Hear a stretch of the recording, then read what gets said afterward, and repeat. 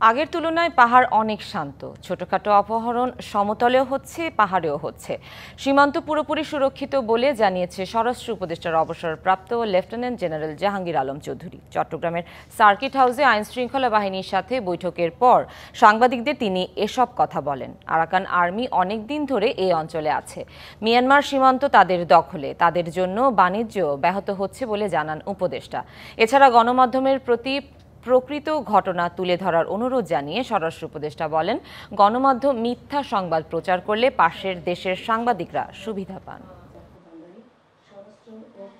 Myanmar থেকে কোনো কিছু ইম্পোর্ট করতে হলে বা এক্সপোর্ট করতে হলে মিয়ানমার সরকারেরও ট্যাক্স দিতে হয়, আবার আরাকান আর্মিতে যারা আছে তারাও পয়সা নিচ্ছে। এই কিন্তু একটা সমস্যা তো আছে। আপনারা যেইভাবে ভিজিল্যান্ট, সীমান্ত পুরাভাবে রক্ষিত আছে, আর আপনারা এইভাবে আপনাদের সাহায্য এবং সহযোগিতা করে যাবেন। পাহাড়ে অশান্ত তো আপনারা দেখেনই নাই, এখন পাহাড় ওই তুলনা করতে গেলে পাহাড় পুরাটা শান্ত।